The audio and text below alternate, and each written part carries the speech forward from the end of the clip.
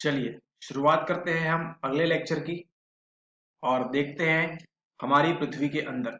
पिछले वीडियो में हमने पृथ्वी के बाहरी जितने मंडल थे उनको देख लिया, जैसे स्थल मंडल, वायुमंडल, जल मंडल और जैव मंडल। तो अगर आपने पिछला वीडियो नहीं देखा है तो जाके पिछला वीडियो देखिए, उसमें सारी चीजें हमने क्लियर कर ली हैं। पर्यावरण क्या होता है, मानव निर्मित क्या होता है और प्राकृतिक क्या होता है, ये सब हमने कॉन्सेप्ट क्लियर किया पिछले वीडियो में। इस वीडियो में स्टार्ट करेंगे हम हमारी पृथ्वी के अंदर। आप सभी जानते हैं कि हमारी पृथ्वी ऐसी है, ये अपनी सतह पे घूमती है, साथ ही साथ सूर्य के चारों ओर भी ये परिक्रमा लगाती है। ठीक है, अब चलते हैं हम पृथ्वी के अंदर घुसते हैं। ठीक है, हमारी पृथ्वी एक गतिशील ग्रह है। गतिशील से मतलब हमारी पृथ्वी में गति है। पहले के क्लासेस में आपने अटेंड किया हुआ है तो देखा है आपने कि पृथ्वी क्या है। आज आप यहाँ बैठे हुए हैं लेकिन वास्तव में क्या है, पृथ्वी घूम रही है। तो हमारा पृथ्वी जो है कैसा ग्रह है, एक गतिशील ग्रह है। इसमें गति बनी हुई है, इसके अंदर एवं बाहर निरंतर परिवर्तन होता है। ठीक है, क्या आपने कभी सोचा है कि पृथ्वी के आंतरिक भाग में क्या है? अब चलते हैं पृथ्वी के अंदर और देखते हैं पृथ्वी के अंदर है क्या। उससे पहले बता दें आपको कि विश्व की सबसे गहरी खान जो है, ठीक है, वो कहाँ है? दक्षिण अफ्रीका में स्थित है। दक्षिण अफ्रीका, ये आप देख रहे हैं, ये भारत है। ये जो आप देख रहे हैं ये अफ्रीका है, दक्षिण अफ्रीका। यहाँ पे सॉरी अफ्रीका है। यहाँ पे नीचे एक देश है, इसका कहते हैं हम दक्षिण अफ्रीका। यहाँ पे क्या है, सबसे गहरी खान है। कितनी इसकी गहराई? लगभग 4 किलोमीटर। मतलब आप अपने घर से 4 किलोमीटर जितना दूरी तय करते हैं, मान लीजिए किसी जगह पर जाने के लिए, एक शॉप है वहां जाने के लिए आप 4 किलोमीटर तय करते हैं। ठीक है, तो ये तो आप पृथ्वी के स्थल पे कर रहे हैं ना, लेकिन सोचिए यही 4 किलोमीटर आप पृथ्वी के अंदर जाएंगे, सोचिए कितना दिक्कत होगी। वहां पे 4 किलोमीटर आप अंदर जाने वाले हैं।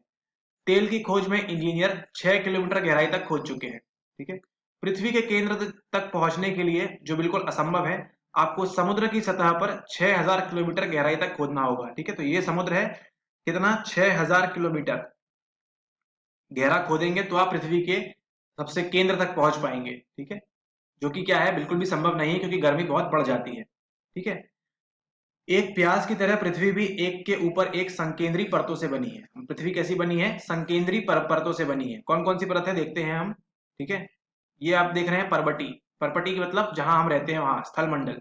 उसके अंदर क्या शुरू होता है? मेंटल आता है हमारे पास, मेंटल। ठीक है, फिर क्रोड मेंटल, ये जो देख रहे हैं आप हल्का सा सीमा। और ये क्या है? बाह्य क्रोड है, और यह आंतरिक क्रोड है। पृथ्वी की सतह की सबसे ऊपरी परत को परपटी कहते हैं। यह सबसे पतली परत होती है। तो सबसे पतली परत कौन सी है पृथ्वी की? हमारी, वो है हमारी परपटी, है ना। परत को क्या कहते हैं? परपटी कहते हैं। ये ऊपर देखा आपने डायग्राम में, यहाँ पे ये जो देख रहे हैं आप, ये क्या है? परपटी है। यह सबसे पतली परत होती है। यह महाद्वीपीय संहति में 35 किलोमीटर एवं समुद्री सतह में केवल 5 किलोमीटर तक है। ठीक है, तो मतलब हमारी, ये आप रह रहे हैं यहाँ पे, मान लीजिए यहाँ पे आप रह रहे हैं। ठीक है, और ये समुद्र है। ठीक है, तो महाद्वीपीय संहति में कितना? 35 किलोमीटर तक रहेगी, 35 किलोमीटर तक रहेगी। ठीक है, और समुद्री सतह में कितना? 5 किलोमीटर तक। ओके, महाद्वीपीय संहति मुख्य रूप से, यहाँ पे देखिए, महाद्वीपीय संहति मुख्य रूप से कैसे बनी है? सिलिका, है ना, एवं एल्यूमिना से बनी है, जिसको क्या कहते हैं? हम सियाल कहते हैं, है ना। सीएल, सीएल कहते हैं, SiAl, इसको ध्यान रखना है। सियाल मतलब सिलिका एंड एल्यूमिनियम, सिलिका और एल्यूमिनियम जैसे खंडों से बनी है। तो हमारी जो परवटी है, जो ऊपर की संहति है, किससे बनी है? सिलिका से बनी है और एल्यूमिनियम से बनी है, इसलिए इसे सीएल कहा जाता है। महासागर की परपटी मुख्यतः सिलिका एवं मैग्नीशियम से बनी है। ठीक है, तो ये जो परपटी आप देख रहे हैं, ये किससे बनी है? सिलिका और एल्यूमिनियम से बनी है। साथ ही साथ जो महासागरीय परपटी है, ये वाली, यहाँ पे देखिए, ये वाली जो परपटी है, ये किससे बनी है? सिलिका और मैग्नीशियम से, सीमा से बनी है। तो सीमा कहाँ पे है? महासागरीय में है। और सियाल कहाँ पे है? महाद्वीपीय परपटी को कहते हैं। ठीक है, अब इस परपटी के ठीक नीचे मेंटल होता है, जो 2900 किलोमीटर की गहराई तक फैला होता है। ठीक है, मेंटल कितना है? 2900 किलोमीटर की गहराई तक फैला हुआ है, जिसकी त्रिज्या कितनी है? लगभग 3500 किलोमीटर है। कितनी है? 3500 किलोमीटर है। यह मुख्यतः, अब आपने देखा, जो परपटी है ये किससे बनी है? उपमहाद्वीपीय वाली सियाल से बनी है, और महासागरीय वाली सीमा से बनी है ना। सिलिका और मैग्नीशियम, सिलिका और एल्यूमिनियम। लेकिन जो हमारे पास अभी क्या है? मेंटल है, ये किससे बना हुआ है? मुख्यतः निकल और लोहे से बना हुआ है ना। निफे, आयरन निफे से बना हुआ है। मेंटल में क्या है, निकल एवं लोहा। केंद्रीय क्रोड़ का तापमान एवं दाब काफी उच्च होता है। इसका जो केंद्रीय कोण है उसका क्या होता है, जो केंद्रीय क्रोड़ होता है उसका तापमान एवं दाब क्या होता है, काफी उच्च होता है। पृथ्वी के आयतन का केवल 1% हिस्सा ही पर्पटी है। सोचिए पृथ्वी की जो आयत है उसका कितना, केवल 1% जो हिस्सा है पर्पटी है। 84% मेटल मेंटल है। सोचिए, और जिसे हम कोर कहते हैं, कोर या क्रोड कहते हैं, क्रोड, वो कितना है 15%। तो सबसे ज्यादा क्या है हमारे पास, मेंटल है। पृथ्वी की त्रिज्या कितनी है, 6331 किलोमीटर। ठीक है, फिर से एक बार डायग्राम देख लीजिए आप, आपको और क्लियर हो जाएगा। ये क्या है, परपटी है, ये परपटी है, ये यहां तक परपटी आई। फिर क्या स्टार्ट हुआ, यहां से यहां तक मेटल स्टार्ट हुआ।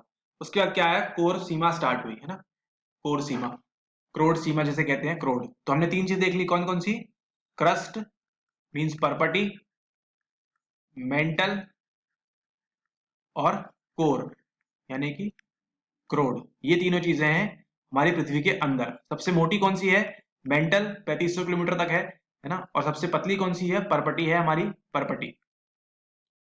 ओके, अब देखते हैं शैल एवं खनिज, है ना। शैल एवं खनिज की बात जानते हैं। खनिज कहाँ मिलता है हमको, पठारों में अधिकतर मिलता है। पृथ्वी की परपटी जो है, जो पतली लेयर जो है, किससे बनी है, अनेक प्रकार के शैलों से बनी है। पृथ्वी की परपटी बनाने वाले खनिज पदार्थ के किसी भी प्राकृतिक पिंड को क्या कहते हैं, शैल कहते हैं। ठीक है, तो शेल क्या होते हैं, विभिन्न रंग के होते हैं, आकार विभिन्न होता है एवं गठन हो सकता है। मुख्य रूप से शेल जो है, शेल मतलब क्या हो रहा है यहाँ पे, रॉक से मतलब हो रहा है। शेल क्या है, पत्थर, है ना, रॉक से मतलब हो रहा है। शेल 3 प्रकार के होते हैं, आग्नेय, इग्नियस शेल, अवसादी सेडिमेंट्री शेल एवं कायांतरित मेटामॉर्फिक शेल। काफी इंपॉर्टेंट टॉपिक है, इसको तो थोड़ा ध्यान से पढ़िएगा। ठीक है, 3 प्रकार के कौन कौन से देखे हमने, 3 प्रकार के हमने देखे, एग्नियस शेल, आग्नेय शेल, अवसादी एवं कायांतरित। कैसे याद रखेंगे, इग्नियस, सेडिमेंट्री इंग्लिश में, और मेटामॉर्फिक। द्रवित मैग्मा ठंडा होकर ठोस हो जाता है। ठीक है, कैसा होता है ये जो मैग्मा है, मैग्मा कैसा होता है, तरल होता है। ठीक है, जब ठंडा हो जाता है तो क्या होता है, ठोस हो जाता है। इस प्रकार बने शैल को आग्नेय शैल कहते हैं। ठीक है, देखिए होता क्या है, यहाँ पे थोड़ा सा देखिए, होता क्या है कि जब ज्वालामुखी है, ये ज्वालामुखी है, ये जब फटता है, ठीक है, ये फटा, तो क्या होता है, इससे जो चीज गिरती है उसे क्या कहते हैं, उसे कहते हैं हम मैग्मा। द्रवित रूप में होता है, ये कैसा होता है, लिक्विड होता है, पानी की तरह लिक्विड होता है ना, ये मैग्मा होता है। जब ये ठंडा हो जाता है, जब ये गिरता है तो गर्म रहता है, और जब ये ठंडा हो जाता है तो क्या हो जाता है, ठोस हो जाता है। इस प्रकार बने शैल, तो ऐसे जो पत्थर बनते हैं, कौन से, गर्म मैग्मा के ठंडे होने पर जो पत्थर बनते हैं, उन्हें हम कहते हैं आग्नेय शैल। साथ ही साथ इन्हें क्या कहते हैं, प्राथमिक शैल भी कहते हैं। सबसे पहले यही बन रहा है, प्राइमरी, है ना, प्राइमरी यही है, तो क्या कहते हैं, प्राथमिक शेल कौन सा है आपका, आग्नेय यानी इग्नियस शेल। कैसे बना है, जो द्रवित मैग्मा के ठंडे होने से, ठंडा होता है तो क्या हो जाता है, ठोस हो जाता है। आग्नेय शेल 2 प्रकार की होती है, अंतर्भेदी एवं बहिर्भेदी। ठीक है, अंतर्भेदी और बहिर्भेदी वो देखते हैं क्या है, 2 प्रकार की होती है, इसका ध्यान रखिए। यहाँ देखिए, क्या आप ज्वालामुखी से निकलने वाले मैग्मा लावा की कल्पना कर सकते हैं। वास्तव में आग की तरह लाल, कभी आपने देखा हो, देखिएगा यूट्यूब पे या वीडियो में कहीं, लाल द्रवित मैग्मा ही लावा है। जो लाल लाल गिरता है वही क्या है, लावा है, जो पृथ्वी के आंतरिक भाग से निकलकर सतह पर आ जाता है। मतलब जो क्रोड देखा था हमने सबसे अंदर, क्रोड वहां से निकल के फूटते फूटते कैसे है, फिर मेंटल में आता है, और उसके बाद परपटी पे आके क्या होता है, विस्फोट हो जाता है, और जो लाल लाल मैग्मा गिर जाता है। ठीक है, जब द्रवित लावा पृथ्वी की सतह पर आता है, यह तेजी से ठंडा होकर ठोस बन जाता है। अब हमारी परपटी पे आ गया, सतह पे आ गया। इस प्रकार से बने शेल को बहिर्भेदी आग्नेय शेल कहते हैं। ठीक है, क्या कहते हैं, बहिर्भेदी आग्नेय शेल, क्योंकि ये बाहर निकल के बना है ना, तो क्या कहेंगे, बहिर्भेदी आग्नेय शेल। इनकी संरचना बहुत महीन दानों वाली होती है। उदाहरण के लिए बेसाल्ट, ठीक है, जो बासाल्ट का पत्थर है, बासाल्ट रॉक जो है, वो क्या होती है, अंदर से कोरोड से बाहर निकल के आती है, ठंडी होती है, और फिर जाके वो बासाल्ट की तरह बनती है। दक्कन का पठार जो आप जानते हैं कहाँ पे है, दक्कन का पठार जो आपके महाराष्ट्र के पास है, डेक्कन प्लेटू जिसे कहते हैं, दक्कन का पठार, ये महाराष्ट्र, यहाँ पे जो है, ये किससे बना हुआ है, बेसाल्ट शैलों से बना हुआ है। वहां सबसे ज्यादा क्या मिलेंगे आपको, बेसाल्ट के पत्थर मिलेंगे, बेसाल्ट रॉक्स मिलेंगी। ठीक है, द्रवित मैग्मा कभी कभी भूपर्पटी के अंदर गहराई में ही ठंडा हो जाता है। ठीक है, तो यहाँ देख रहे थे आप, ये जो ज्वालामुखी हमने बनाया था इस प्रकार से, ये यहाँ से क्रोड थी आपकी, अंदर से आया आया और बाहर गिरता है, लेकिन कुछ क्या होते हैं यहीं जम जाते हैं। ठीक है, कभी कभी भूपर्पटी के अंदर गहराई में ही ठंडा हो जाता है। इस प्रकार बने ठोस शैलों को क्या कहते हैं? अंतर्भेदी आग्नेय शैल कहते हैं। जो बाहर गिर जाएगा वो क्या है? बहिर्भेदी आग्नेय शैल, और जो अंतर ही रह जाएगा वो अंतर्भेदी आग्नेय शैल। धीरे धीरे ठंडा होने के कारण ये बड़े दानों का रूप लेते हैं। जो बाहर गिर गया, जो लिक्विड है, वो क्या होता है? काफी जल्दी ठंडा हो जाता है ना। लेकिन जो अंदर ही है वो तो गर्म के पास ही है, तो क्या होता है? वो धीरे धीरे ठंडा होता है।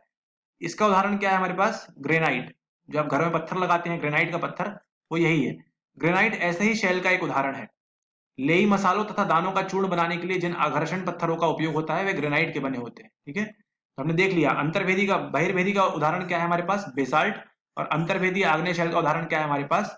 ग्रेनाइट। ठीक है, अब देखिए यहाँ एक डेफिनेशन दी हुई है आपको। जीवाश्म। जीवाश्म क्या होता है? शैलों की परतों में दबे मृत पौधों एवं जंतुओं के अवशेषों को जीवाश्म कहते हैं। ठीक है, पत्थरों पे क्या होता है, कभी कभी जो पौधे कुछ उगते हैं वो मर जाते हैं, जो जंतु है वो मर जाते हैं, उनके जो अवशेष बच जाते हैं उनको क्या कहते हैं हम? उनको कहते हैं हम जीवाश्म। अब अगला देखिए, हमने देख लिया कौन सा अभी? इग्नियस रॉक, यानी आग्नेय शैल। अग्नि के ठंडे होने के बाद जो बने हैं, लावा गिरा उसके कारण, है ना। शैल लुढ़क कर, जो पत्थर है वो क्या होता है? लुढ़कता है, चटकता है, और एक दूसरे से टकराकर छोटे छोटे टुकड़ों में टूट जाती है। अब इतनी बड़ी पत्थर है, इतना बड़ा शैल है, ठीक है, ये क्या होता है? लुढ़कता है, यहाँ वहां टूटता है, एक दूसरे से टकराते हैं, तो क्या होते हैं? छोटे छोटे ऐसे पत्थर बन जाते हैं। कंकड़ आपने देखे होंगे। इन छोटे कणों को अवसाद कहते हैं। क्या कहते हैं? अवसाद। ये अवसाद किस कारण होते हैं? हवा के कारण, जल आदि के द्वारा एक स्थान से दूसरे स्थान पर पहुंचकर जमा कर दिए जाते हैं। ये अधृढ़ अवसाद दबकर एवं कठोर होकर शैल की परत बनाते हैं। क्या बनाते हैं? पत्थर की परत बनाते हैं। इस प्रकार की शैलों को क्या कहते हैं? अवसादी शैल कहते हैं।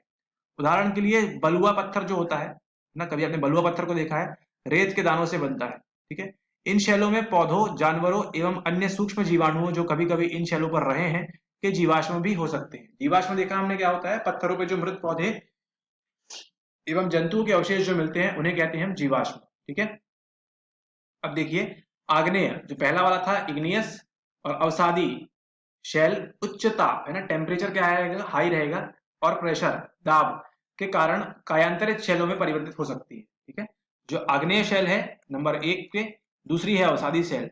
इसमें क्या होगा? जब बहुत ज्यादा टेम्परेचर, ताप पड़ेगा और दाब, प्रेशर पड़ेगा, तो क्या होगा? ये किसमें परिवर्तित होंगी? ये किसमें परिवर्तित होंगी आपके? ये परिवर्तित होंगी कायांतरित, है ना। कायांतरित मतलब इसकी काया पलट देना, है ना, हो सकती है। कायांतरित शैल देखिए इस प्रकार से होती है, अवसादी शैल। उदाहरण के लिए चिकनी मिट्टी स्लेट में चूना पत्थर संगमरमर में परिवर्तित हो जाता है। यहाँ देखिए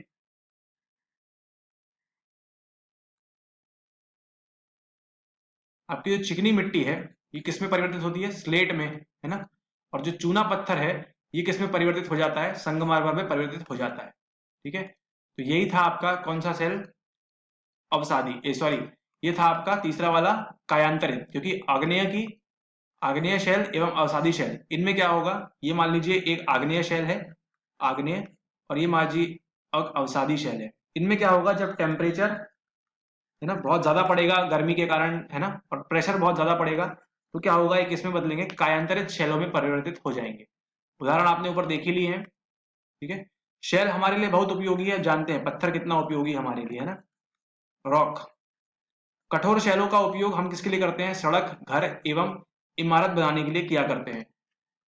कई खेलों के लिए भी करते हैं। सात पत्थर पिट्टू कभी खेला हो आपने? चिपिड्डी खेबी, स्टापू या किटकिट खेला हो? ठीक है, तो इस प्रकार से हमने देख लिया, तीन प्रकार के देख लिए हमने, आग्नेय, अवसादी और कायांतरित। इन दोनों पे जब क्या होगा? बहुत ज्यादा टेम्परेचर या प्रेशर का फर्क पड़ेगा, तो क्या होगा फिर? हमको क्या मिलेगी? कायांतरित शेल मिलेगी। ठीक है, ओके, तो इसके एग्जाम्पल भी आप नोट कर लीजिएगा।